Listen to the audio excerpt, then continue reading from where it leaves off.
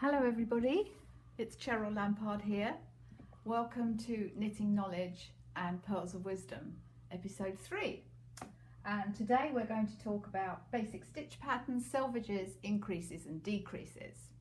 Now I hope you can all see and hear me. We've had a few technical difficulties this morning, so the cavalry kindly have stepped in to hold the iPad on the tripod for me.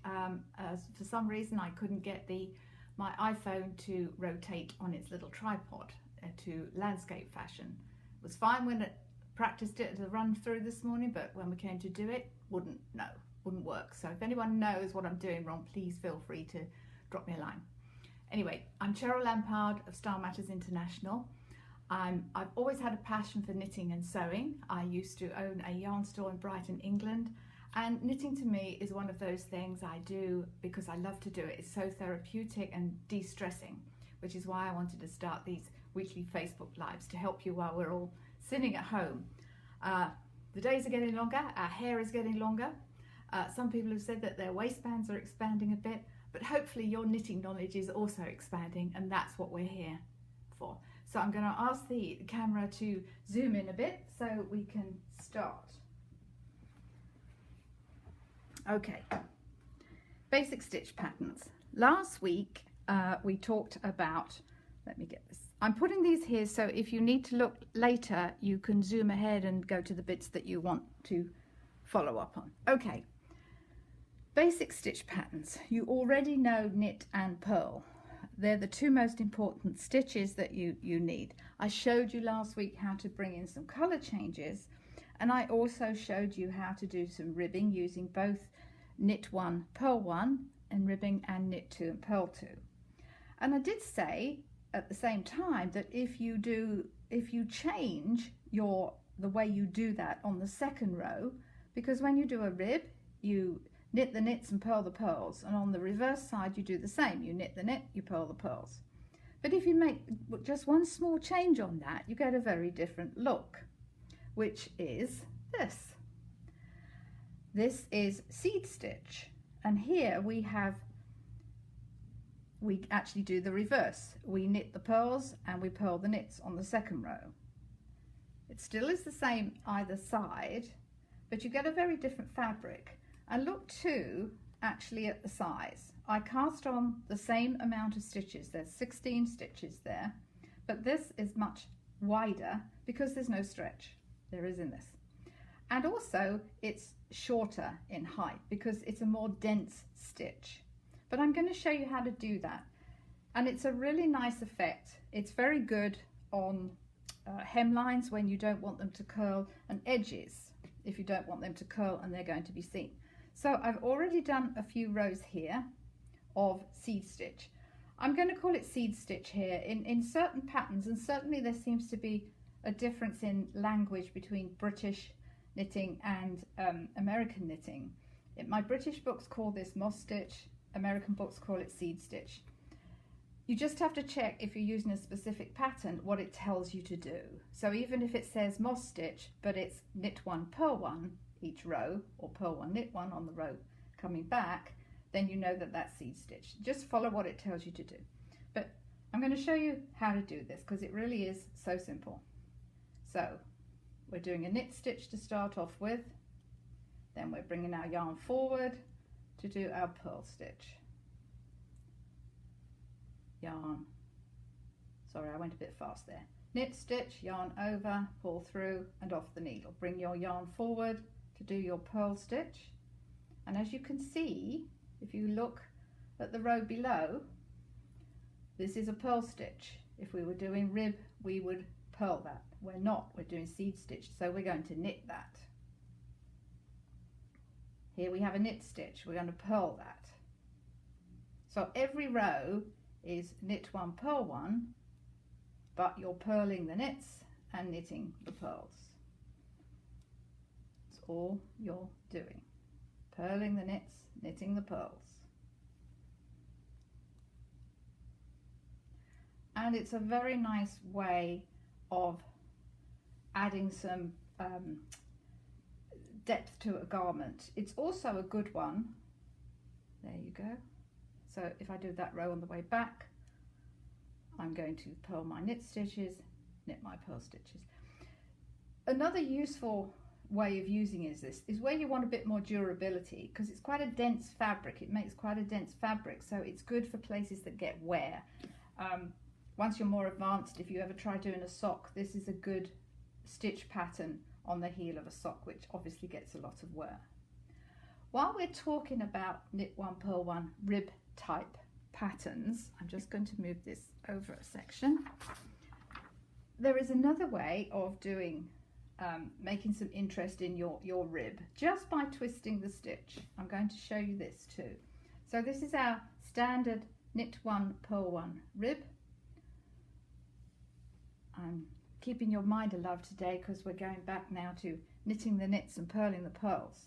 But what I'm going to do here is knit into the back of the stitch. That's a useful technique anyway. You're going to come across that in lots of stitch formations. So I'm going to show you how to do that. I'm knitting my knits because I'm keeping to rib, but I'm twisting it. I'm knitting into the back of the stitch. My purl stitch remains the same. Let's get the yarn out of the way. So my needle, instead of going into the front of the stitch, it's going into the back of the stitch. I'm purling the pearls in the same way. I'm not going this way, I'm going that way. And you can see it twists the stitch.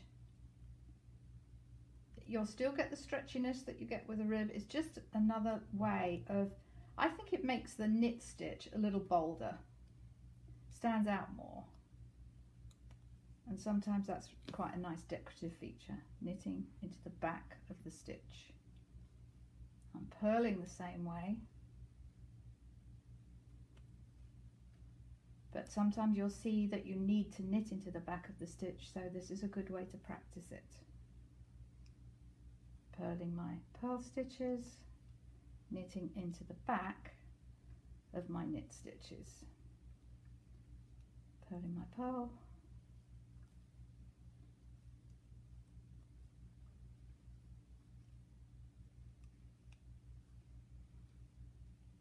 Now on this particular pattern, as you can see, that's our standard rib. See, the stitch is just twisted a little. Now on the second row of this, I don't twist the stitch. You could do, but don't forget you're actually twisting the purl then, because this stitch on the way back, the knit stitches are actually the pearls on the right side. But you can see quite clearly the difference. That twisted stitch there, and it's the standard rib there. But play with it, have a go with that. It's a nice effect if you just get bored with doing simple knit and purl. Okay. There's also some other really nice stitch combinations, so I'm just recycling my needles to use those so I can show you what I'm going to be doing in a minute. Okay, some other little knit and purl combinations that you might like to use. Again, if you get bored with just standard stocking knit stitch, there's some really nice little things that you can do. And these kind of stitch patterns here are called brocade patterns. If anyone's familiar with fabric, you'll know that the brocade is almost like a self pattern. You're bringing the pattern in by the stitch work or by the weave of a fabric, and that's what we're doing here. This is a diamond stitch pattern, very easy to do. I'm not going to demonstrate because you can already do the stitches, but what I did here, I cast on an odd number of stitches, then I found my middle stitch, and then where I wanted to place it, I did a purl stitch. Then on the row coming back, I located where my purl stitch is on the front, and it would obviously be a knit stitch on the back, and then I did another purl either side. Then coming back on the knit row, I did 5, coming back on the purl row, 7, and so on and so on. And then I decided how wide I wanted my diamond to be. I decided that was big enough. I think there's about 13 stitches there.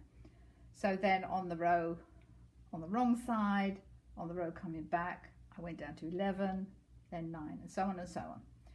Now you could place this if you're doing a garment with lots of stocking stitch, say you were doing a scarf, you could even put another diamond there. You could be very creative. Once you start knitting garments, you could actually do something really cool and place that up the center of a sleeve. That would look really nice, just as a detail. So that's something you could do as a brocade stitch. Can you see how that was my yarn? I didn't even sew that in to make that nice and neat and tidy today. I played yarn chicken with myself, and yarn chicken means that I'd run out of yarn, I'd got so much left, and I thought, will this finish my row, my cast off row? It did, but with 1/2 inch to spare. Now I wouldn't play yarn chicken on if I'd got something with 200 stitches on, because there's nothing worse than running out in the middle, but for something as small as this I decided to. But here's a funny thing that I do. If my yarn is running out, or the ball of yarn is running out, I tend to knit faster so I can get to the end of the row before the yarn runs out. Yeah, work that one out. Anyway, I'm coming back to that one in a minute. This is another version of a diamond stitch. This is actually a bit more complicated because you've really got to keep track of where you are. But it's the same idea. It's the same idea as the diamond. You just start expanding it out left and right. But it's very effective. It's actually a very old pattern. It's centuries old. But it's very effective, and I particularly like the back. I think it looks really almost like a piece of quilted fabric. It's very cool. So you could do something like that. Again, just play about with it. See where you go with it. You lose nothing by playing about with it. Okay. Now we're going to talk about selvages a little bit. And you'll notice I'm spelling this the American way. It's spelled slightly different in British parlance. I'm spelling it this way because this is where I live, and out of deference to my host country, I'm spelling American English. So selvages. Really all that means is that you need to have an edge to your knitting in some way, shape or form. And it's really just a change of stitch for your knitted fabric. There's many ways to do this, and really it depends what you're knitting. So if I bring this one back, I've done a knit one on every row. So on my purl rows, I've started the purl rows off with just a knit stitch. I've also, obviously, just my knit rows, I start off with a knit, I end with a knit. On my purl rows, I start off with a knit stitch and I end with a knit stitch. The idea is that it keeps your edges nice and firm. You don't want them tight, you want a nice firm edge. And very often your selvage will be dictated by the type of knitting that you're doing. If it's a garment, then these edges aren't going to show when you sew your seam for your garment. If I was sewing that up, I would use this part as my seam, but it gives me a nice firm edge that I can use as a seam. If you're doing something like a shawl or something that needs a more elastic edge, then you don't want to make it too tight. Again, these things are dictated by your type of yarn, what you're making, and how you want to use it. And you'll get experienced as you go along. This one, for example, if I was going to make this into a scarf, obviously it would be wider, but I'm not going to be seaming edges there, so I need to have a nice edge on my scarf that's already sort of straight and firm, because I'm not probably going to do anything with that. So what I did here was 2 knit stitches on each row. So 2 knit stitches when I start, 2 at the end, and on my purl rows, again, 2 knit stitches, just 2 knit stitches. You could actually have more than that if you wanted to. You could use your moss stitch that we've just done. Your moss stitch would make a nice edge too, and certainly you could use moss stitch here as well. So there's lots of variations that you can do, but your selvages are quite important. One particular selvage that I like is really quite simple. I'll show you how to do this. This really gives a nice, almost like chain stitch edge for when you want to sew up. So if you're making a garment, this would be where you're going to sew your seam once it's done. And you can see on this side, on the purl side, you get quite a sort of, it's almost like a chain stitch, and it actually covers 2 rows. You can see it better on the purl side actually than the knit side. So let me show you what I was doing, what to do here. Let me get some stuff out the way. Okay.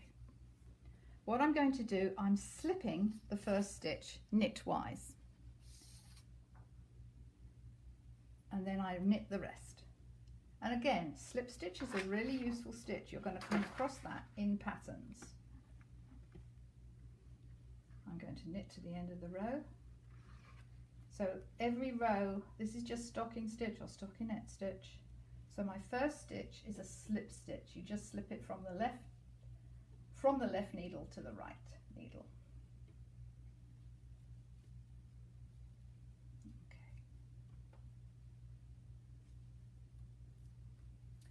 But I do knit the last stitch. I'm knitting this stitch. Okay, so I slipped my first stitch on the knit row and I knitted the knit stitch on the knit row.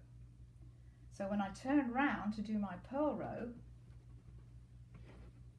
I slip purlwise. I slip that off the needle purlwise, and then I continue purling the rest. When I get to the end of this row, I purl the last stitch. And slip stitches is something you're going to come across in your knitting, so it's worth learning how to do it. And it couldn't be simpler. You're just, obviously I'm not doing a slip stitch here, but essentially all I do is literally lift it off this needle, the left needle, and put it on the right.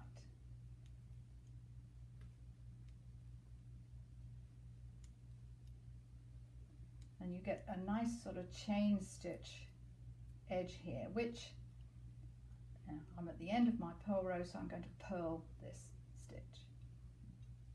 So you see how that gives you a kind of chain stitch which covers 2 rows. So when you're seaming that up, it gives you a really nice edge that you can seam it on. Again, you probably wouldn't want that edge if you were doing a scarf where you're not finishing the edge, because I don't find that particularly attractive on its own, but you might, so that would be fine. But it gives you a really nice edge for seaming later. Really simple. So remember, you're just slipping that first stitch on the knit row, you're stitching a knit stitch at the end of it, and when it comes to the purl row, you would be slipping that first purl stitch and knitting the last one. Okay, moving on. Okay, now we're going to talk about increases. While I let you just look at that for a second, I'm going to have a sip of water. Those technical issues that we have have left me dry and a little stressed, but knitting distresses me, so it's wonderful. Okay. Now, increases and decreases. Whatever you knit, you're going to come across them. Whether you are doing something like this little cowl that I did that just needs blocking, which is something for another day.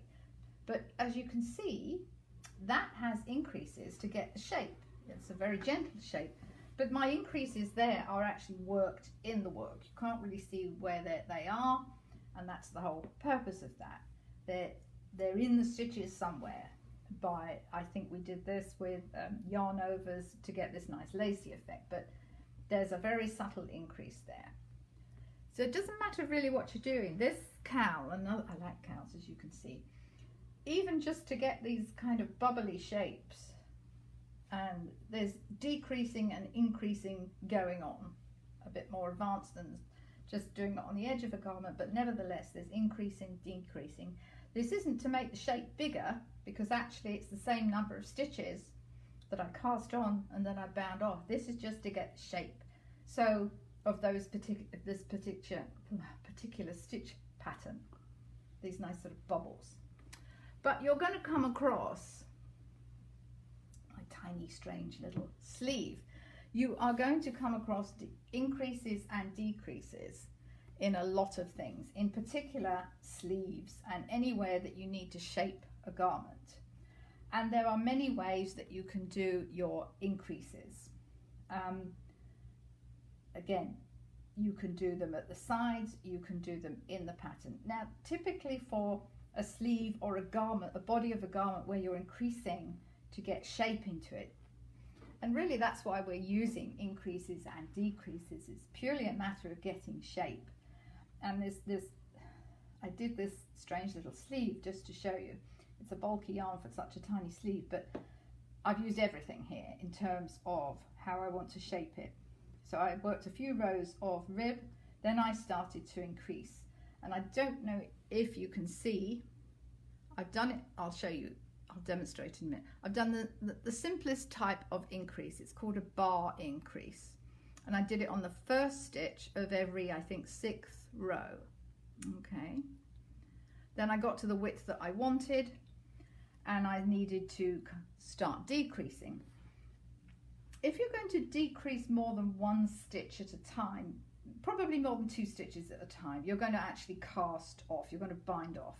So I bound off a few stitches here, and then I needed fairly acute decreasing to get my sleeve head, strange though it is, and I did my decreases at the edge. Now, you don't always do a decrease or an increase on the edge. It really depends, again, the garment that you're making and the pattern. I have done these on the edge because this is all going to, once this is seamed up, you're never going to see those tiny little bars there. And these little sort of steps here. Sometimes I'll make my increases a stitch or so in, so it's a slightly smoother transition. But again, if I'm doing patterns up the sleeve towards the edge, I might not want those right at the edge. But I'm going to show you the simplest way of doing an increase and then a decrease, so you can see what I'm doing. Okay. So, sorry, I've got to rescue one of my needles. I did a few rows here. I cast on 12 stitches, I think, here. 2, 4, 6, 8. Yep. And then I started to make my increase. I did it on the 3rd row. You can just see this little one here. And now I'm going to do an increase here. Now, I'll talk about how you keep track of these in just a second. I'll show you a couple of ways of doing that. So I'm going to get my first stitch. It's a knit. And I'm literally going to knit into the front of it. But instead of taking it off the needle, I'm going to knit into the back of it. There you see, there's that. So I've already increased my stitches.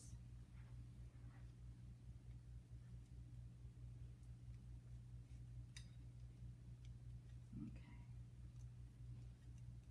And again, knitting into the back of the stitch is something that you're going to use for various knitting patterns, so it's worth having a go with. There's a lot of other more intricate increases that we'll cover in due course, but this one is the simplest and it'll get you to what you want. Now we're at that last stitch. Again, you knit into the front, but instead of pulling that off the needle, you knit into the back. You're sort of doing a figure 8 stitch with your needle. Let me just whiz along with this row. This is just a purl row, and I'm not going to do an edge stitch on this. I don't want to complicate things. I just want to show you. Normally you would, depends what your pattern says, but very often there's an instruction for increase every other row. Increases tend to be done on the right side. That way you can see actually where your increases are. It's easier to keep track. But if it says increase every 5th row, then you're going to be doing increases on the purl side. I'll show you that on the way back. Okay. And sometimes you'll need to keep track. So for the reasons of expediency, I'm just going to do another increase on this row. Now, When it comes to keeping track of knitting, there are various ways that you can do it. There are these little things that you can put on the end of your needles. This one, yeah.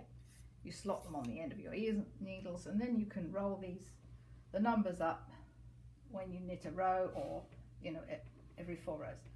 I'm not mad about those, I have to say. They weight my needles down. I don't like it, but you could easily just have it separately.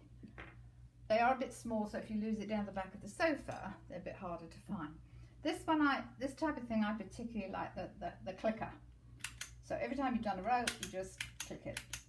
My husband always knows I'm knitting in the evening because of the sound of, not crickets, but clickers going on if I'm doing something intricate. But those I like, and they're really, you don't lose those back at the back of the sofa. Or you can just get a pen and paper, a pencil and paper, and mark down. So I'm going to do another increase here. Pretend that I've done a few more rows. So my needle goes in for my knit stitch. I loop round, I throw my yarn, I push this one off. I do not push this one off, and I kind of twist my needle round to go into the back of the stitch, throw my yarn round. Oh, I'm splitting my yarn, splitty yarn, hang on. I'll do that again, I messed that up completely for you. Round, through, my right hand needle is going to the back of the stitch. There we go. Okay. I'll whiz to the end. That's not necessarily an increase I would do if I was having to do an increase in the body of the knitting, but that's another increase for another day. You'll be pleased to know that doing the decreases is easier than the increases. Again, there's different ways of doing a decrease, but I'm going to show you the easy one. So I've come to my last knit stitch, knit through, round, pull through, and to the back of the stitch. And if you have to help it along with your finger, that's absolutely fine. Now, if you do get a pattern that wants you to do increases every odd row or every 5th row or whatever it might be, you are going to have to do it on a purl stitch too. But again, it's not that difficult. I'll show you here. You purl, figure of 8, and you sort of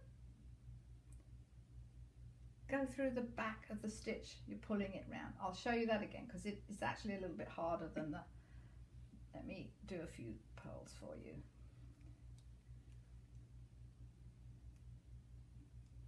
You're throwing your yarn round. This stitch is still on the needle. You're going into the back of that stitch in purl fashion. Takes a little bit of practice, but that's all you're doing. I'll do another one for you. Round. And it doesn't matter if you have to turn your left hand round as well to get the hang of it. Whatever you need to do. Doesn't matter if you're doing strange contortions on your sofa. You're knitting. That's the important thing. And then you'll wonder one day how easy it is and why you got flustered about it. Okay. Right, let me get to the end of this row and I'm going to show you some very simple decreases. Okay, I'm not doing an increase there. Okay, the easiest way, now you see we've got some very weird shaping going on here, but you can see what's happening. Going left and it's going right, okay? There's a right slant here and a left slant there, and I double increase there so you've got even more. Easiest way to do a decrease, knit 2 stitches together. There we go. Now on a bulky yarn like this, on a small thing, I might choose a different way of doing that because you do get a bit of a lump there, but remember this little sleeve is a bit out of proportion to everything else that I'm doing here. I'm going to show you in the middle of the row just for the case of expediency. Knit 2 together. That's all you do. Simple. And you can see the 2 stitches there have kind of come together.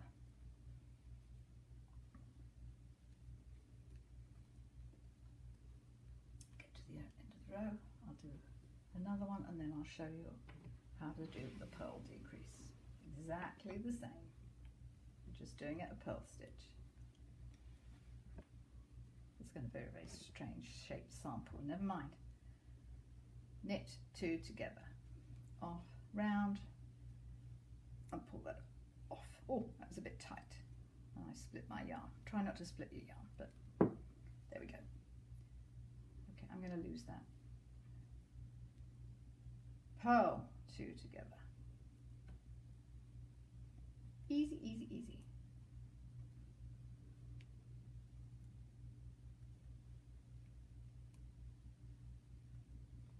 Purl 2 together. So it's just as if you're doing a simple purl stitch. You're just picking up that loop and that loop, doing them together and sliding them off the needle. And I'll just bring this back. You see, again, you can see the 2 stitches nicely sort of nestled together. That's the easiest way of doing a decrease. Okay, so that's our half hour today. I hope you have learned something. I hope you found it fun. Please give me questions and feedback through the week. I'm always happy to answer anything that you might, any questions that you have, and post some of your samples, post some of your knitting achievements. I'd love to see them. So thank you for coming. Thank you so much for tuning in. I really, really do appreciate it. Stay safe, stay well, and keep knitting. See you next Tuesday, 12 o'clock. If you do have any expertise in how to get that iPhone staying landscape fashion while we're doing Facebook Live, please let me know. I haven't been able to achieve it between an hour and a half ago and now. So thank you. See you next week. Bye bye.